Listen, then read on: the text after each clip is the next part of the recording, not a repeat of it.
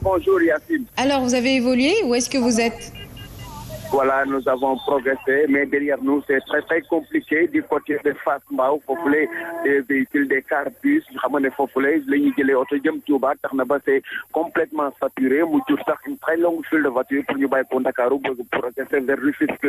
À peine ngeen dépassé aussi de la ne foofu la tali ba dagg, des chutes de pluie ont envahi la route nationale juste à hauteur de Fass Mbao. Loolu aussi jur d'autres complications pour ñu dépasser li ñu mel Fass Mbao ak d'autres véhicules bàyyi ko du côté de l'échangeur de c'est saturé, la file de voitures de fait goût de l'ol, faut flé. Ce qu'on a fait aussi du côté de Poste-Charles, tout des ralentissements, rond-point, si là-bas aussi, ça ralentit autour du rond-point. Et c'est pas compliqué. Si on connaît passer, on vient choisir le boulevard Centenaire, qui a des passagers niveau de marché poisson, faut flé, c'est dégagé. Par contre, du côté de Buntu-Pékin aussi, c'est la grande affluence. Magal de Touba obligé à faire une fête. C'était Traffic News. Merci beaucoup Abadiata, on se retrouve tout à l'heure. Les pêcheurs de Saint-Louis, regroupés derrière leurs différents responsables, ont tenu une rencontre d'évaluation sur la visite du ministre des Pêches et de l'économie maritime. Alors, ils ont déploré la réaction du ministre Alioune Ndoye qui leur a clairement signifié qu'il ne prendra aucun engagement par rapport aux pénalités dont sont victimes beaucoup de pêcheurs au niveau de la frontière sénégalo-mauritanienne à cause d'un manque de respect des accords signés entre les deux pays. Ousmane Sène, le porte-parole que nous écoutons.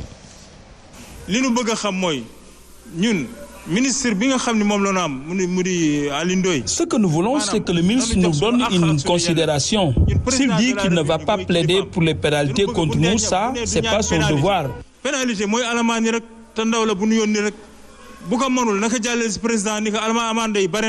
Il doit le faire, même si nous sommes fautifs. En tant qu'envoyé du président de la République, il doit communiquer avec les acteurs de la pêche.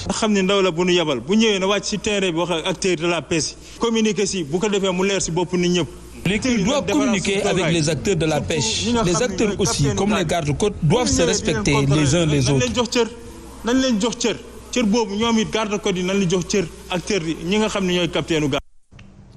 Vous l'avez annoncé dans les titres, Yacine, une date à retenir dans le secteur du pétrole et du gaz. La convention des travailleurs du sous-secteur de transport des hydrocarbures sera signée le 1er octobre prochain. Une annonce faite hier dans l'après-midi à l'issue de la réunion à Dakar du secrétariat exécutif du syndicat national des travailleurs du pétrole et du gaz. Cette convention devrait bien bénéficier aux travailleurs dans ce contexte de la nouvelle économie pétrolière que le pays va développer, explique Cheikh Diop, secrétaire général de la CNTS-FC, la Confédération nationale des travailleurs du Sénégal, Force Changement. Ces propos sont recueillis par Simon Fay. Aujourd'hui, nous venons d'extirper les travailleurs du transport hydrocarbures, tous travailleurs confondus, pour créer une nouvelle convention.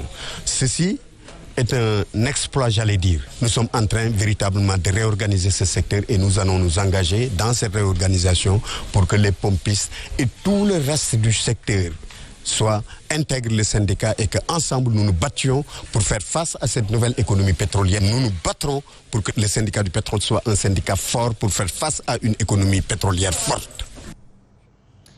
Les travaux pour l'élaboration de la convention collective terminés, le syndicat national des travailleurs du pétrole et du gaz compte tenir son congrès.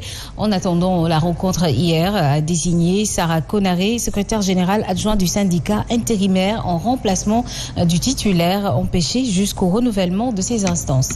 Ce dernier se félicite d'ailleurs de la nouvelle convention du sous-secteur du transport des hydrocarbures qui, selon lui, change de l'existant et puis suivons sa réaction.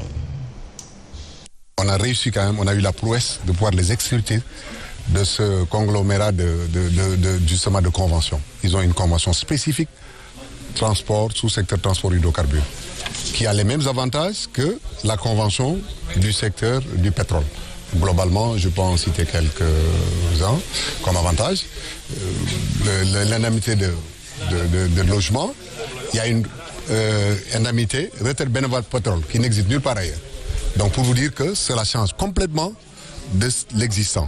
À la signature le premier, on applique à les textes et ils verront eux que c'est totalement différent de ce qui existait. Et puis dans l'éducation, les 13 enseignants des classes passerelles en grève de la faim depuis vendredi dernier ont décidé de suspendre leur grève de la faim. Une annonce faite hier au cours d'une conférence de presse. Et selon leur porte-parole, c'est une décision prise après leur rencontre avec le directeur des ressources humaines du ministère de l'Éducation nationale. Les grévistes réclament leur recrutement dans la fonction publique dans le cadre du programme Xëyu Ndaw ñi. Suivant les explications de leur porte-parole, cher Omar Cissé. Nous avons eu une rencontre avec le directeur des ressources humaines du ministère de l'Éducation nationale. On a eu à échanger avec lui sur la question.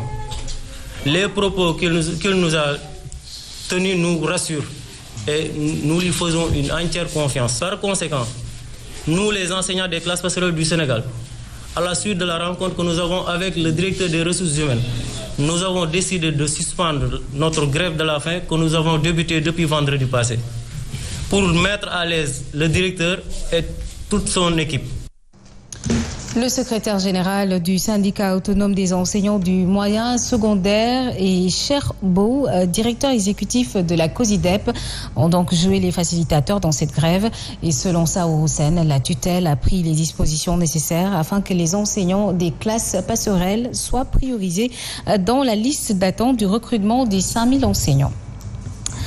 Toujours en plus bref, sachez que la suite à ce règlement en cours, les enseignants affiliés au collectif des diplômés pour la mise en position de stage annoncent une grève de la faim illimitée à partir du 30 septembre. C'est pour amener les autorités du ministère de l'Éducation nationale à se pencher sur leur dossier dans la formation et le recrutement dans la fonction publique. Nous allons directement à Mour, dans la commune de Sindia, une localité où les élèves font des kilomètres pour se rendre à l'école. À quelques semaines de la rentrée des classes, le groupe Sedima compte donc renverser la tendance en construisant des salles de classe dans les villages de Djilar et Ténutubap, nous dit Alun Badara Sonko. Sensible des difficiles conditions d'apprentissage des élèves de la commune de Sindia qui font parfois des kilomètres pour aller étudier, le groupe Sedima a apporté son soutien à la commune de Sindia avec la construction de nouvelles salles de classe à Djilar et Ténutubap. D'offrir au village de Ténutubap 2 salles de classe pour le CM, mais d'offrir également au village de Djilar 2 salles de classe pour l'école primaire de Djilar. Un geste hautement salué par le maire de la commune. Kon président bu ñëwee xool fa gën a métti tey mu laal ko muy wàllu éducation dem ba fas yéene tabax ñaari salle de classe si Djilar tabax ñaari salle de classe si lycée bu Ténutubap. D'un montant de 20 millions de francs CFA, la directrice générale du groupe Sedima parle de responsabilité sociétale des entreprises. Dorénavant, il faut quand même mettre l'accent sur les belles choses que notre entreprise est en train de faire, essayer de sensibiliser davantage les populations, parce que c'est le devoir de toute entreprise citoyenne. Après l'éducation et la santé, le groupe Sedima compte accompagner la commune de Sindia dans d'autres secteurs de développement.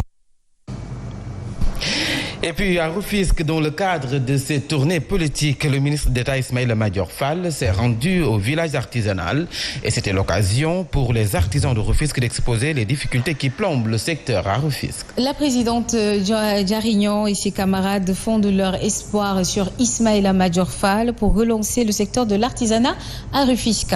La réaction du ministre d'État que nous écoutons. Satisfait de la prise de position des artisans en faveur de ma candidature à travers la voix de Madame Diarignan Sall, qui est la présidente de l'antenne départementale des chambres de métiers. Je suis venu chez les artisans, c'est très important pour moi, d'autant plus que les artisans représentent 77% de la population active du Sénégal.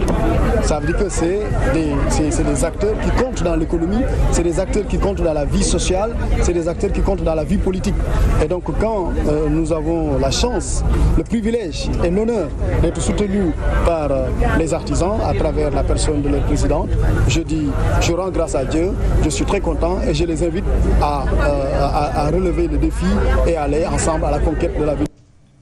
Hier, nous vous parlions de la diffusion des données personnelles et aujourd'hui, nous nous intéressons à un autre phénomène. Des personnes cachées, le plus souvent derrière de faux profils, sèment la terreur sur Internet. Il suffit juste d'avoir donc une opinion différente de la leur pour être copieusement insulté ou même menacé.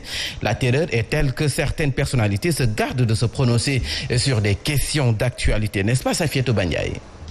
Naviguer sur Internet en toute liberté, défendre sa position ou son avis sur telle ou telle chose sans se faire lyncher devient de plus en plus difficile. Facebook, WhatsApp, Twitter, Instagram, bref, ces plateformes le plus souvent utilisées par des jeunes ressemblent à des espaces d'insultes et de confrontation. Les moqueries, insultes, menaces dont sont victimes certains internautes commencent à prendre des proportions inquiétantes. Sinon, comment expliquer cette difficulté qu'éprouvent certains journalistes pour avoir des interlocuteurs sur certaines questions? Qu'est-ce qui explique cette peur d'exprimer tout haut ce que l'on dit tout bas, de peur de se faire lyncher? Les insultes semblent donc prendre le dessus sur l'argumentaire et beaucoup de personnes qui n'ont pas le moral en acier pour encaisser certaines attaques préfèrent tout simplement faire profil bas. Les attaques semblent donc prendre le dessus sur les débats d'idées et il est plus facile pour certains de créer de faux profils pour attaquer une personne avec qui on ne partage pas les mêmes idées. Sauf que les réseaux sociaux sont une réplique de notre société et c'est clair qu'on y verra tout ce qu'on voit dans la vie hors digitale. Ce serait donc prétentieux d'attendre d'un insulteur dans la vie normale une autre attitude sur les réseaux sociaux. La réaction à présent du journaliste formateur en communication digitale. Il est très difficile de traquer ceux qui se cachent derrière les faux profils pour insulter d'honnêtes citoyens. Baron soutient cependant qu'il existe des logiciels qui permettent facilement de traquer et d'identifier ceux qui se cachent derrière ces faux comptes. Nous l'écoutons.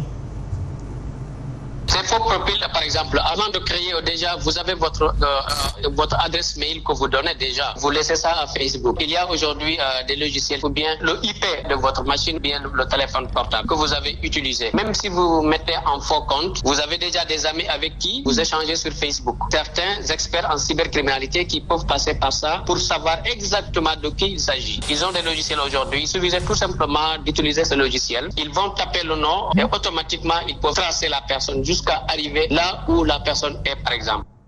Et parlons du Magal de Touba.